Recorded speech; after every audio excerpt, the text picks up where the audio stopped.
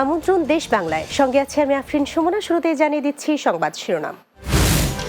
মৌলভীবাজারে পর্যটন শিল্পের উন্নয়নে চাহিদা বাড়ছে, আদিবাসীদের হস্তশিল্প, নানা ধরনের পোশাক তৈরিতে দেয়া হচ্ছে বিশেষ প্রশিক্ষণ। এবং পটুয়াখালীর রাঙাবালিতে বাড়ছে সামুদ্রিক কাঁকড়া শিকারীর সংখ্যা, দেশের বাজারে তেমন চাহিদা না থাকলেও কাঁকড়ার ব্যাপক চাহিদা রয়েছে বিদেশে।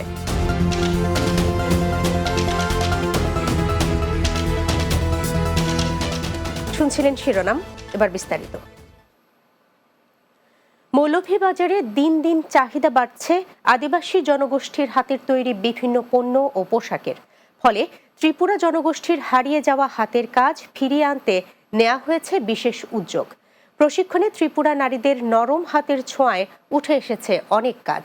মৌলভীবাজারে শ্রীমঙ্গল প্রতিনিধি বর্ণ চক্রবর্তীর প্রতিবেদন, জানাচ্ছেন অর্ণব নাসির। মৌলভীবাজারে রয়েছে বিভিন্ন ক্ষুদ্র নৃগোষ্ঠীর বসবাস, আর এসব নৃগোষ্ঠীর সংস্কৃতির পাশাপাশি রয়েছে নিজস্ব পোশাক। একসময় তাদের অনেক গোষ্ঠী নিজেদের পোশাক নিজেরা তৈরি করে পরতেন, কিন্তু কালের আবর্তে তার অনেকটা ধরে রেখেছে শুধু মণিপুরী সম্প্রদায়, আর জেলা ত্রিপুরা সম্প্রদায় শুধু কোমর তাঁতেই সীমাবদ্ধ। এদিকে জেলায় প্রচুর সংখ্যক পর্যটকের সমাগম হওয়ায় মণিপুরী শাড়িসহ বিভিন্ন পণ্যের চাহিদা অনেক। আর এই চাহিদায় যোগান দেওয়ার জন্য নিজের পুরনো ঐতিহ্য ফিরিয়ে আনা ও মণিপুরী কাজের দক্ষতা অর্জনের জন্য ত্রিপুরা অধিবাসী নারীদের দেওয়া হচ্ছে বিশেষ প্রশিক্ষণ। আমার অনেক তাঁত শেখার জন্য অনেক আগ্রহ ছিল, সেজন্য আমি এখানে তাঁত শেখার জন্য আসছি। এই কোমর তাঁতটা আমি এখানে এসে শিখছি। চাদর বানাইতেছি, আগে আমি এই তাঁতের কাজটা পারতাম না, এখন পারতেছি। মৌলভীবাজারের শ্রীমঙ্গলে ঐতিহ্যবাহী মণিপুরী তাঁত শিল্প সংরক্ষণ ও নারীদের আত্মকর্মসংস্থানের সুযোগ তৈরির লক্ষ্যে প্রশিক্ষণের আয়োজন করে বাংলাদেশ ক্ষুদ্র ও মাঝারি শিল্প ফাউন্ডেশন। ক্ষুদ্র নৃগোষ্ঠীদের বা এখানে যারা আছে কাজ করে তাদেরকে শাড়ির মান এবং তারা যেখানে যে প্রোডাক্ট তৈরি করে সেটার মান কিভাবে উন্নয়ন করা যায় এবং বিভিন্ন নিত্য নতুন ডিজাইন কিভাবে দেওয়া যায় সেটার উপর প্রশিক্ষণ হচ্ছে। এবং থেকে অনেক লোক বেড়ে হয়ে আসবে, তাদের জীবনমান উন্নয়ন করতে পারবে এবং এই কাজগুলো শিখে তাদের ফ্যামিলি জীবনযাপন সুন্দরভাবে করতে পারবে। এই প্রশিক্ষণের মাধ্যমে তাদের পুরনো ঐতিহ্যকে ধরে রাখার পাশাপাশি সৃষ্টি হবে নারীদের কর্মসংস্থান। শ্রীমঙ্গলের যে কালচারাল ডাইভার্সিটি রয়েছে, সেই ডাইভার্সিটির অন্যতম গুরুত্বপূর্ণ উপাদান হয়ে তারা সকলে বর্তমানে মিলেমিশে এই শ্রীমঙ্গলে বসবাস করছে। Desk report, Bangla TV. Pabna জেলাকে দেশের প্রথম দুর্নীতিমুক্ত জেলা হিসেবে প্রতিষ্ঠার আশাবাদ ব্যক্ত করেন দুর্নীতি দমন কমিশনের চেয়ারম্যান ডক্টর আব্দুল মোমেন ও কমিশনার অবসরপ্রাপ্ত ব্রিগেডিয়ার জেনারেল হাফিজ আহসান ফরিদ। দুদক আয়োজিত পাবনা জেলা শিল্পকলা একাডেমি মিলনায়তনে ১৭২তম গণশুনানিতে এই আশাবাদ ব্যক্ত করেন তারা। জেলা প্রশাসক পাবনা মোহাম্মদ মফিজুল ইসলামের সভাপতিত্বে এতে সহকারী পরিচালক গণসংযোগ তানজির আহমেদ, পুলিশ সুপার পাবনা মোর্তজা আলী খান সহ অন্যরা উপস্থিত ছিলেন। নরসিংদীতে মাধ্যমিক পর্যায়ের শিক্ষার্থীদের দুর্নীতি বিরোধী বিতর্ক প্রতিযোগিতার সমাপনী অনুষ্ঠিত হয়েছে। জেলা প্রশাসন ও জেলা দুর্নীতি প্রতিরোধ কমিটির আয়োজিত অনুষ্ঠানে প্রধান অতিথি ছিলেন অতিরিক্ত জেলা প্রশাসক ফারজানা আলম। জেলা দুর্নীতি প্রতিরোধ কমিটির সহ সভাপতি তফাজ্জল হোসেনের সভাপতিত্বে এতে উপস্থিত ছিলেন দুর্নীতি দমন কমিশনের সহকারী পরিচালক মশিউর রহমান, সাধারণ সম্পাদক আলতাফ হোসেন নাজির সহ অন্যরা। ঈশ্বরদী শহরকে বিভক্তকারী ব্যস্ততম রেলওয়ে গেটের পুরানো পচা স্লিপার ও টেম্পারবিহীন রেলপাত পরিবর্তন করে আধুনিক মানের কংক্রিট স্লিপার ও নতুন রেলপাত স্থাপন করা হয়েছে। রেলওয়ে মহাপরিচালক আফজাল হোসেনের নির্দেশনায় বীরবল মণ্ডল পাকশির AENPWI ও IWকে সঙ্গে নিয়ে শ্রমিক, ট্রাফিক ও থানা পুলিশ, নিরাপত্তা বাহিনী, রেলওয়ের অন্যান্য স্টাফদের সহযোগিতায় প্রায় 14 ঘণ্টায় কাজটি সম্পন্ন করেন। কাজ চলাকালে স্থানীয় ও দূরপাল্লার কোচ সহ অন্যান্য যানবাহন বিকল্প পথ দিয়ে চলাচলেরও ব্যবস্থা করা হয়। এদিকে কংক্রিটের স্লিপার ও নতুন রেলপথ স্থাপন করায় ঈশ্বরদী ব্যস্ততম রেল গেটে যাত্রীবাহী ট্রেন সহ বিভিন্ন প্রকার ট্রেনের দুর্ঘটনার মাধ্যমে যাত্রীদের প্রাণহানির আশঙ্কা মুক্ত হয়েছে। পটুয়াখালীর রাঙাবালিতে দিন দিন বাড়ছে সামুদ্রিক কাঁকড়া শিকারীর সংখ্যা। চাষের পাশাপাশি এখন কাঁকড়া শিকার করা হচ্ছে সাগর থেকে, ফলে এ খাতে দেখা দিয়েছে স্বর্ণালী সম্ভাবনা। দেশের বাজারে কাঁকড়ার তেমন চাহিদা না থাকলেও বিদেশে এর চাহিদা ব্যাপক। পটুয়াখালীর রাঙাবালি থেকে রফিকুল ইসলামের প্রতিবেদন জানাচ্ছেন সুরাইয়া সীমা। সকাল হলেই কাঠের ট্রলা নিয়ে নদী ও সমুদ্র মোহনার দিকে ছুটতে শুরু করেন কাঁকড়া শিকারীরা। শত শত ট্রলার এভাবে পটুয়াখালীর রাঙাবালি, সোনারচর, চরহেয়ার ও তুফানিয়াচরের আশপাশে সমুদ্র মোহনায় কাঁকড়া শিকারে ব্যস্ত। দেশে মৎস্য শিল্পের মধ্যে রপ্তানি বাণিজ্যে চিংড়ির পরেই কাঁকড়ার অবস্থান। বাংলাদেশে খাদ্য হিসেবে এর প্রচলন তেমন না থাকলেও বিদেশে কাঁকড়ার চাহিদা ব্যাপক। তাই রাঙাবালিতে দিন দিন বাড়ছে কাঁকড়ার চাষ ও শিকার। এই হাজার হাজার টাকা খরচ করে চাই করছি ভাই, যদি কাঁকড়া পড়ে তাহলে লাভবান হবো আর কি। যদি আবহাওয়া ভালো থাকে তাহলে 4 মাসে আমরা 3 থেকে 3.5 লাখ টাকা লাভবান থাকি। ব্যবসায়ীরা জানান বিদেশে রপ্তানি হয় এখন কাঁকড়ার দাম অনেক বেশি, তাই মাছ শিকারের চেয়েও কাঁকড়া শিকার লাভজনক। এছাড়াও এ খাতে বৈদেশিক মুদ্রা অর্জনের পাশাপাশি কর্মসংস্থান হচ্ছে অনেকের। তাই কাঁকড়া শিল্পের প্রসারে সরকারকে পদক্ষেপ নেওয়ার দাবি জানান তারা।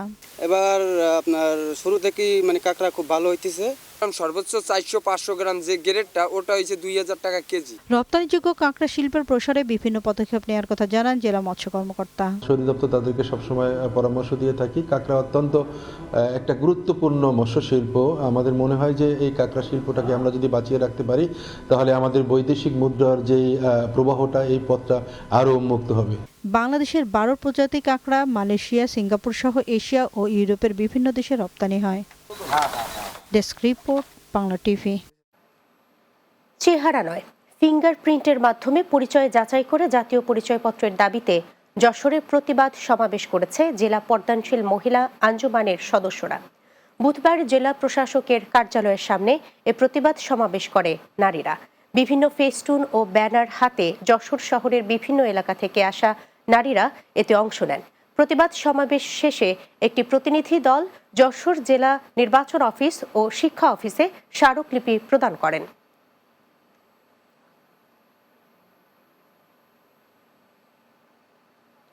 দেশ বাংলায় নিচ্ছি ছোট্ট একটা বিরতি। ফিরে আসার পর অন্যান্য সংবাদের সাথে আরো যা থাকছে। মৌলভীবাজারের শ্রীমঙ্গলে অনুষ্ঠিত বই মেলায় ছিল দর্শক পাঠকদের ভিড়। মেলা পরিণত হয়েছিল লেখক, কবি ও সাহিত্যিকদের মিলন মেলায়।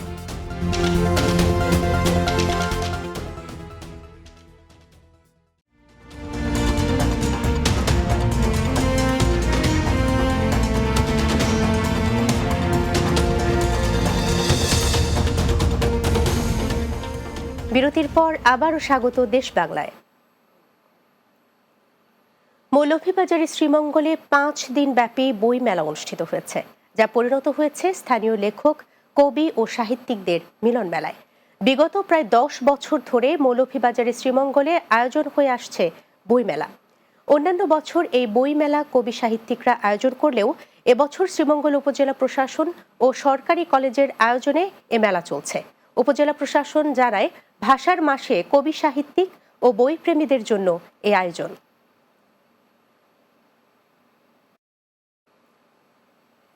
ব্রাহ্মণবাড়িয়ার বিজয়নগরে বিপুল পরিমাণ ভারতীয় মালামাল সহ 2 জন আটক করেছে পুলিশ। ঢাকা সিলেট মহাসড়কের চান্দুরা এলাকা থেকে তাদেরকে আটক করা হয়। পুলিশ জানায়, ঢাকা সিলেট মহাসড়কের চান্দুরা এলাকা থেকে বিজয়নগর থানার অফিসার ইনচার্জ রওশন আলীর নেতৃত্বে সিলেট হতে ঢাকাগামী একটি যাত্রীবাহী বাস তল্লাশি করা হয়। এ সময় ডোমার থানার মৃত মানিক মিয়ার ছেলে মোহাম্মদ সাদ্দাম হোসেন ও সুনামগঞ্জের নিখিল দাসের ছেলে বিজন দাসকে আটক করা হয়।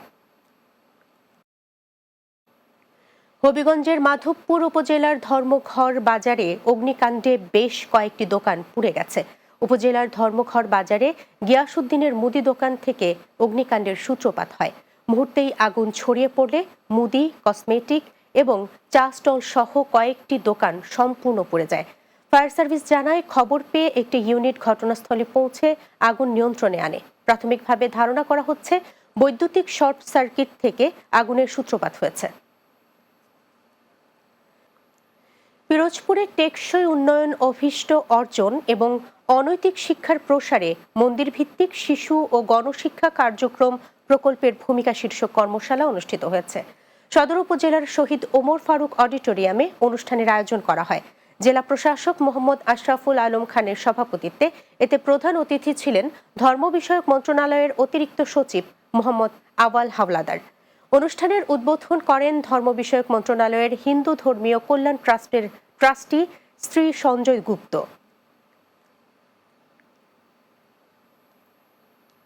জামালপুরের ইসলামপুরে লাশ পরিবহনকারী আশরাফ আলীকে উপজেলা প্রশাসনের পক্ষ থেকে ব্যাটারি চালিত ভ্যান গাড়ি প্রদান করা হয়েছে। উপজেলা প্রশাসনের পক্ষ থেকে আশরাফের নিকট নতুন ভ্যান গাড়ির চাবি হস্তান্তর করেন ইসলামপুর উপজেলা নির্বাহী অফিসার তৌহিদুর রহমান। এ সময় ইসলামপুর থানা অফিসার ইনচার্জ সাইফুল্লাহ সাইফ সহ অন্যান্যরা উপস্থিত ছিলেন। রাজশাহীতে আরাফাত রহমান কোকো স্মৃতি টি-20 ক্রিকেট টুর্নামেন্টের মেগা ফাইনাল খেলা অনুষ্ঠিত হয়েছে। মঙ্গলবার বিকেলে রাজশাহী বিভাগীয় স্টেডিয়ামে খেলা অনুষ্ঠিত হয়। খেলায় রাজশাহী বাস মালিক সমিতির সাথে কুমারপাড়া রাইডার প্রতিদ্বন্দ্বিতা করে। এতে রাজশাহী বাস মালিক সমিতি জয়লাভ করে। এ সময় উপস্থিত ছিলেন বিএনপি চেয়ারপারসনের উপদেষ্টা মিজানুর রহমান মিনু, রাজশাহী সিটির সাবেক মেয়র মোহাম্মদ মোসাদ্দেক হোসেন বুলবুল সহ অনেকে।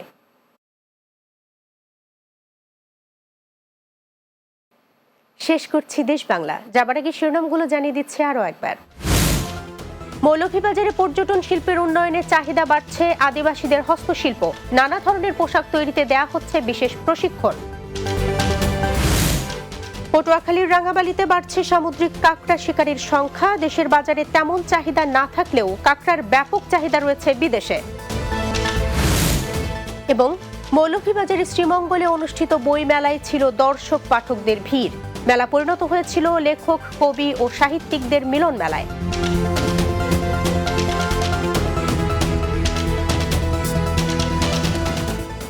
এই ছিল দেশ বাংলায়।